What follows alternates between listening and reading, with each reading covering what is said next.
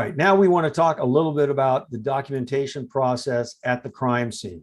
The goal of documentation, regardless of the jurisdiction or even the subject matter, is to provide transparency of information. Activities, data, methods, standards, and results are documented to provide the collector of the information with a detailed history that does not rely on memory and allows another person to review the information. If all you do is work, go back to the station, say, okay, now I need to write down what I did, you're going to forget stuff, get things out of order. So it's important to document as we go along for our sake and for anyone who's going to look at our work. As far as the documentation of friction ridge evidence, that begins at the crime scene. General crime scene documentation is accomplished through a combination of photographs, sketches, and notes. What about the notes? Well, the notes are going to have pertinent information regarding the crime and the evidence as we go along. You can see here the kinds of things we need to record. We have a case number, we have the address, the name of the victim, dates and times that the CSI arrived and departed from the scene, the name of the CSI or CSIs. That's just the general stuff. Then we get into more detailed things. As we collect evidence, we're going to document where the items of evidence were located in the scene and what the condition of the evidence was before we collected it. As an example, if the victim was assaulted with a knife, and a bloody knife, potentially holding latent prints, was found in a hallway, the knife should be documented in its original location, orientation, and condition. Documentation may include sketches, measurements, and photographs of the knife showing the general location, orientation, and condition of that object.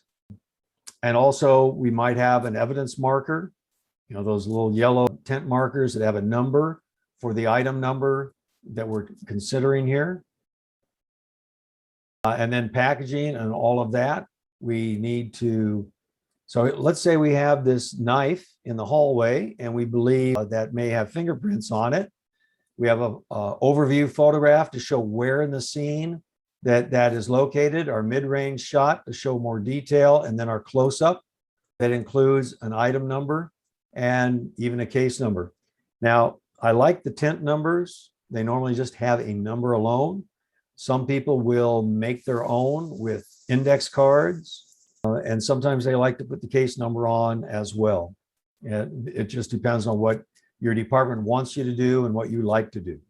Latent print development and recovery on scene. General crime scene documentation, photos, sketches, or notes, those should be done.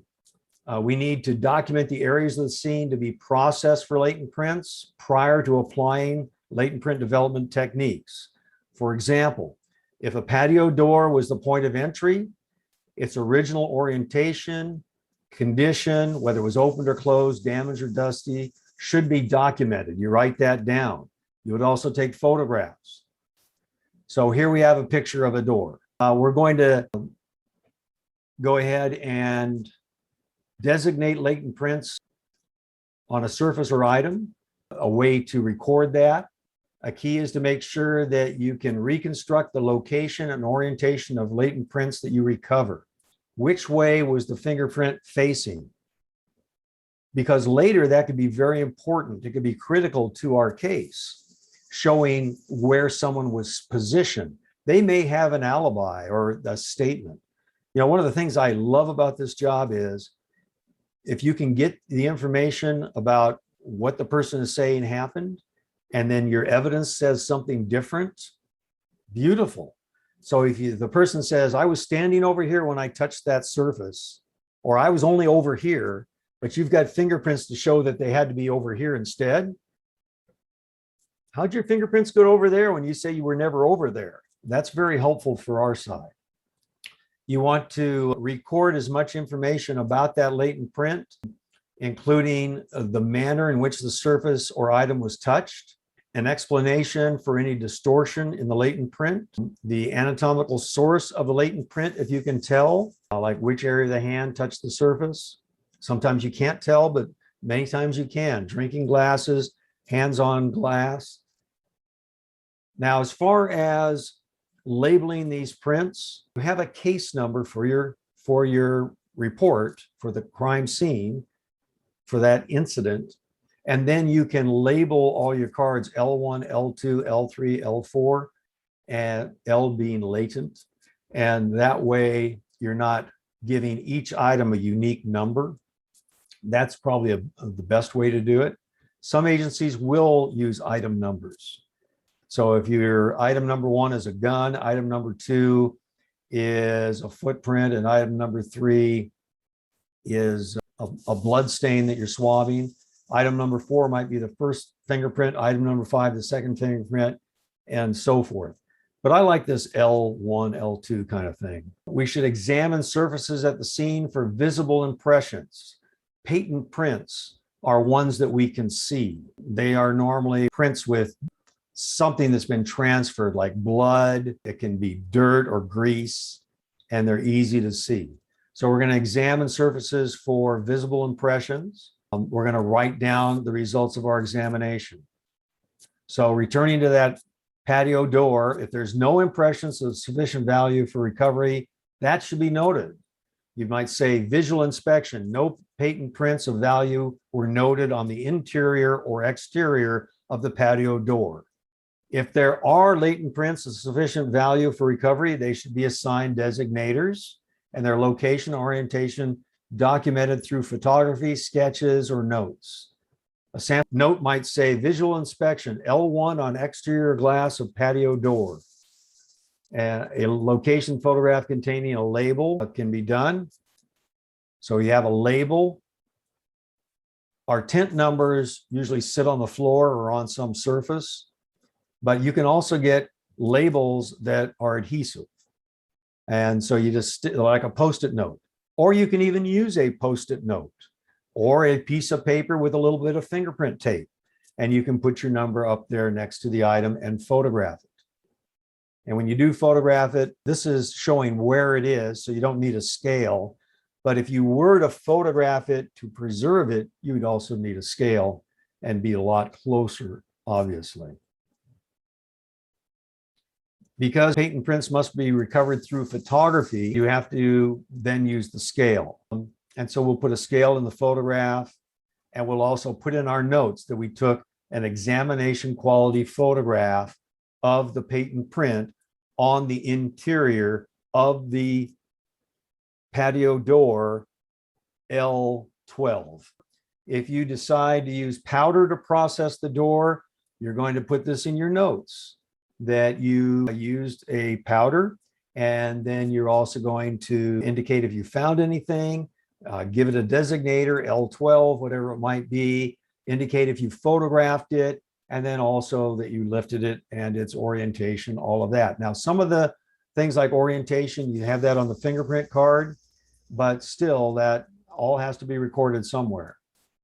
So it might say patio door processed with black powder, L1 developed further, L2 developed on exterior glass, L3 developed on exterior doorknob.